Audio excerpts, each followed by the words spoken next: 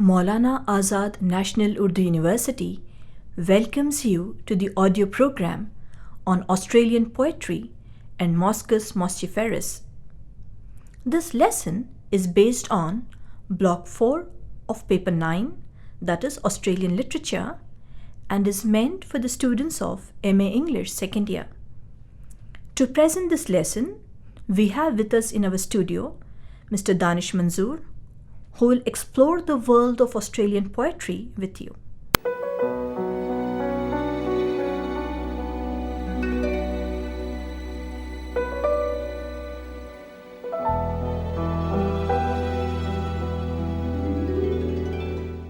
Welcome to today's lesson on Australian poetry and Moschus Mostiferus. In today's lesson, you will be given an introduction to Australian poetry. You will be provided with the summary of the poem Moschus Mostiferus by the famous Australian poet A.D. Hope. However, before I introduce you to the poem Moschus Mostiferus, let me give you the background to Australian literature. Unlike most other literatures, Australian literature is very young. The discovery of Australia by Captain Cook in 1770 and the gradual settlement of the new colony gave rise to the colonial themes initially. However, it is to be noted that 18th century Australian poetry is barren. The roots of modern Australian poetry can be traced to 19th century and more precisely to Michael Massey Robinson, who lived between 1747 and 1826. A minor poet, W.C. Wentworth, famous for his poem Australasia, lived between 1793 and 1872. Baron Fields and Charles Thomson are also among the early versifiers. They were responsible for presenting colonial themes shaping Australian poetry. Charles Harper was born in 1813 and lived on to 1868. He was born on the Australian soil, and it is Harper who, in a sense, introduced the new genre, Australian poetry. His poetry is concerned with the Australian landscape, its people, and its social issues. The other pioneers of Australian poetry are Henry Kendall, Adam Lindsay Gordon. All these poets, that is, Harper, Kendall, Gordon, fall under the category of colonial poets. A new trend is introduced in Australian poetry towards the end of the 19th century. It was a period of nationalism, and Australia was on the verge of freedom from the colonial rule. So, a sense of nationalism is the emerging theme in Australian poetry of this period. One of the representative poets is A.B. Paterson, who lived from 1864 to 1941. His work reflects the struggle of man against his environment. It would not be out of place to mention the pioneer feminist in Australian poetry, Ada Cambridge, who upheld the liberation of women from male domination. In the late 19th century, Paterson and Lawson depict the influence of the bush in Australian landscape. Thus, all these poets laid the foundation for modern Australian poetry. In the early 20th century, Aborigine culture and environment were introduced into Australian poetry by poets like Rex Ingemills, who belonged to the self-styled Jindy Vorobaks group. A conscious effort was put in to have a distinct Australian poetry. However, very soon the Australian poets were influenced by modernism, as is evident in the works of Max Harris. At a little later stage, the anti-modernists James Macaulay and Harold Stewart took center stage. Since there have been a number of talented poets from Australia taking its poetry to great heights on the globe, especially with the growing interest in post-colonial studies. If you don't have any doubts in the background to Australian poetry, let me introduce you to the poem Moschus Mostiferus.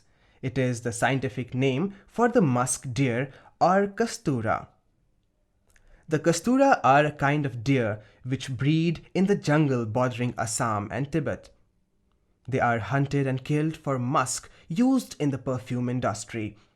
In the earlier period, they were caught in large numbers by the herds with the help of traps laid down by the hunters' nets. However, with the passage of time, the number of the musk deer is increasingly dwindling, and it is all the more difficult to locate them among the flowering plants of rhododendrons and the birch trees. With each passing year, the number dwindles further. The hunters, however, do not give up easily. They employ newer and more refined tactics to search for the prey. Instead of nets, the hunters began to use bow and arrow, setting out in small groups of 2 or 3 hunters, each carrying a bow and a flute. The hunters trap the deer through music. While one of them sits at the bottom of the tree to play music, the others hide in the tree. The hunters remain still until all signs of their presence disappear and the disturbed sounds of the creatures frightened by the passage of the men in the vicinity die away. They blend with the foliage and look intently at the pasture as their friend lays trap by playing the flute. The music fills the woods and the melody spreads, sometimes soft, sometimes shrill. The changing tunes create different moods of joy, calmness, and grief. The changing tunes are played without a pause. The hunters wait expectantly in suspense. The moments become tense as noon draws near.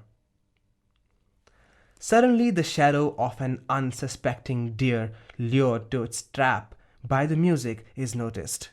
The bright-eyed deer pricks its ear to catch the source, and its muzzle quivers, picking up the scent of the human beings. The fear of the unknown is soon overcome by the extreme joy under the influence of the music, and the deer flits into the pasture enamored by the music. The deer moves closer to the trap, enchanted by the music, which now serves as an invisible net. It is lured straight into the trap, and the hunters hiding in the tree send down their poisoned arrows. The music, however, continues as the piper tastes the success of his friends and rejoices in their reward. The music reaches a crescendo and the deer dies on the spot. Saint Cecilia is the patron saint of music. On Saint Cecilia's Day, music is offered as a tribute. Many disciples sing of the power of music, however, very few know about the destructive use of music. In his own way, the poet offers the poem as a song for Saint Cecilia's Day. This process continues until nightfall, when the hunters climb down from the tree and count the number of deer hunted. They cut away the glands that hold musk and leave behind the body to decay. In this manner, innumerable numbers of deer are killed. There is no sense of guilt. The killing is validated by assigning the reason to the demand of musk.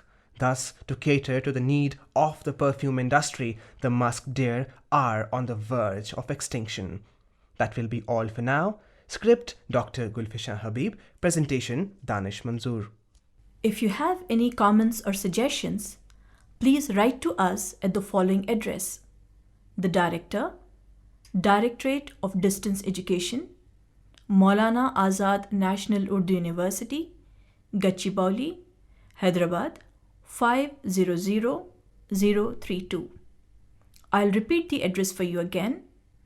The Director, Directorate of Distance Education, Maulana Azad National Urdu University, Gachibowli, Hyderabad 500032. The production team: Producer Mr. Rafiq Ur Rahman, Production Assistant Mr. Mohammad Ghaus, Technician Mr. Satish Kumar Gupta. A Maulana Azad National Urdu University production.